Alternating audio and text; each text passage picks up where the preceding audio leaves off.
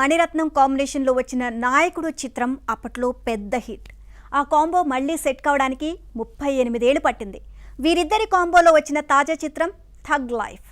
ఈ సినిమా ప్రకటించినప్పటి నుంచి క్రేజ్ విపరీతంగా పెరిగిపోయింది. ఎన్నో ఏళ్ల తర్వాత కమల్తో మణిరత్నం సినిమా తీయడంతో అంచనాలు ఆకాశానికి చేరాయి. ప్రచార కార్యక్రమాల్లో విశ్వనాయకుడు చెప్పిన మాటలు అలాగే ఉన్నాయి.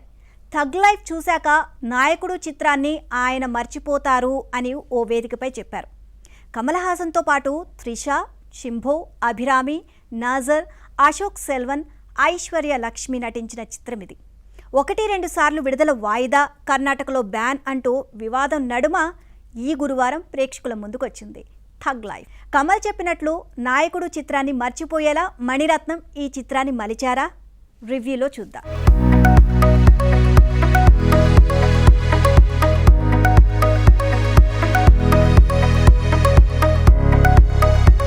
కథ విషయానికి వస్తే, చిన్నాయన అలియాస్ రంగరాయ శక్తిరాజు ఓల్డ్ ఢిల్లీలో పెద్ద డాన్. పోలీసులు అతన్ని పట్టుకునే క్రమంలో జరిగిన కాల్పుల్లో ఓ పేపర్ బాయ్ తండ్రి మరణిస్తాడు. అతని కుమారుడు అమర్. తండ్రి మరణం, 4 ఏళ్ల చెల్లెలు మిస్ అయిందని తెలుసుకొని శక్తిరాజే అమర్ను చేరదీసి బిడ్డలా పెంచుతాడు. శక్తిరాజుకు కుడి భుజంలా నమ్మకంగా ఉంటాడు. శక్తిరాజుపై జరిగిన ఓ అటాక్ విషయంలో అమర్పై అనుమానం పడతాడు. ఆ అనుమానం అమర్లో ఎలాంటి మార్పు తీసుకొచ్చింది? ఇద్దరి మధ్య గొడవకు వృత్తిరీత్యా ఎదుగుదల కారణమా? ఇంద్రాణి కారణమా? లేదా శక్తిరాజు తన తండ్రిని చంపాడు అనే కోపమా? నేపాల్ వెళ్లిన శక్తిరాజుకు ఏం జరిగింది అన్నది కథ.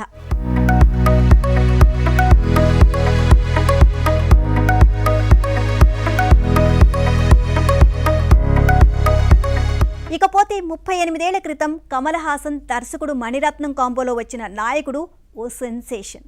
మాఫియా, గ్యాంగ్స్టర్ యాక్షన్ కథల్లో అదొక ట్రెండ్ సెట్టర్. ఇలాంటి కథతోనే కొంచెం అటు ఇటుగా మణిరత్నం నవాబ్ చేశారు. ఆ చిత్రం కూడా బాగానే ఆడింది. ఇవన్నీ తాజాగా వచ్చిన థగ్ లైఫ్ చిత్రంపై ఎక్స్పెక్టేషన్స్ పెంచేశాయి.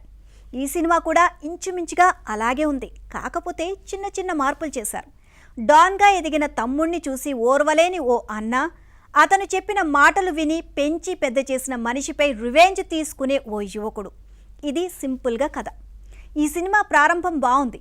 ఓ బిల్డింగ్లో డాన్ని పట్టుకోవడానికి పోలీసులు చేసే ఫైరింగ్, తండ్రిని చెల్లిని పోగొట్టుకున్న ఓ బాలుణ్ణి దగ్గరకు తీసుకొని తనతోనే ఉంచుకోవడం, అక్కడి నుంచి అల్లుకున్న క్యారెక్టర్స్ కథపై ఆసక్తిని కలిగించేలా ఉన్నాయి.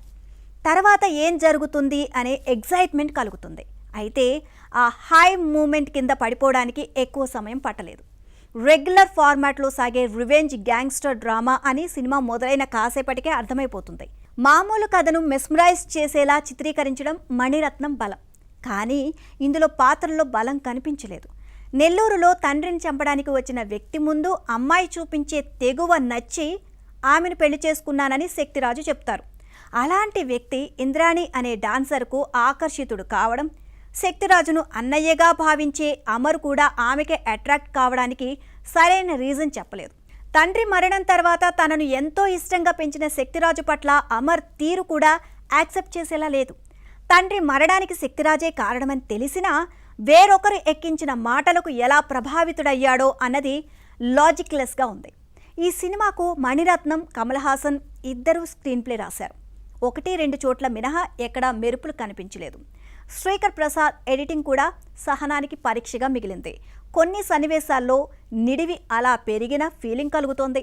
ప్రారంభం 20 నిమిషాలు మినహాయిస్తే ఇంటర్వెల్ వరకు సినిమా సోగా ఉంటుంది. ఇక ఇంటర్వెల్ తర్వాత నేపాల్ వెళ్ళడం అంతా కూడా ఊహకు అందేలా ఉంది. మణిరత్నం తాలూకు సెన్సిబిలిటీస్, ఎమోషన్స్ మిస్ అయ్యాయి. సినిమా ప్రారంభంలో అమర్ తండ్రి మరణం, అతనికి అంత్యక్రియలు చేయడం, అక్కడి సంభాషణలు మాత్రం ఆకట్టుకుంటాయి. యాక్షన్ సీన్స్ బాగా తీశారు.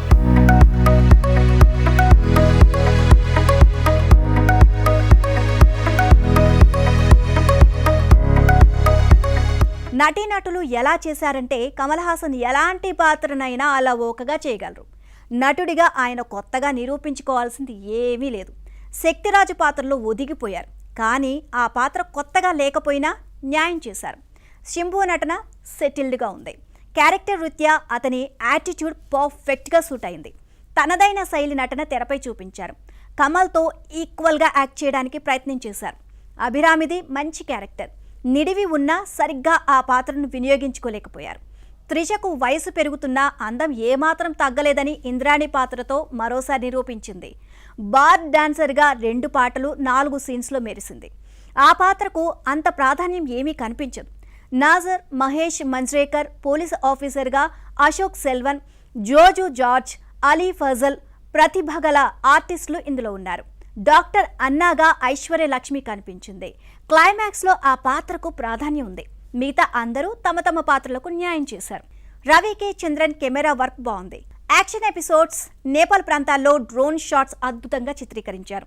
శ్రీకర్ ప్రసాద్ ఎడిటింగ్ కొంతవరకు సినిమాకు మైనస్. సినిమాకు చాలా వరకు ఏఆర్ రెహమాన్ సంగీతం ప్లస్ అయింది. యాక్షన్ సన్నివేశాలకు చక్కని ఆర్ఆర్ ఇచ్చారు. పాటలు కూడా బాగున్నాయి. నిర్మాణం పరంగా సినిమా రుచిగా ఉంది. నిర్మాతలు ఎక్కడా రాజీ పడలేదు. థగ్ లైఫ్లో కథ పరంగా కొత్త ఏమీ లేదు. కమల్ హాసన్ చెప్పినట్లు నాయకుడు చిత్రాన్ని మర్చిపోయేలా చేసే చిత్రం అయితే ఇది కాదు. కమల్ మాటలతో పెంచిన అంచనాలు మాటల వరకే మిగిలిపోయాయి. అయితే దర్శకుడిగా మణిరత్నం ఒకంత నిరాశపరిచిన కమల్ హాసన్, చింబు మాత్రం నటనతో ఆకట్టుకున్నారు.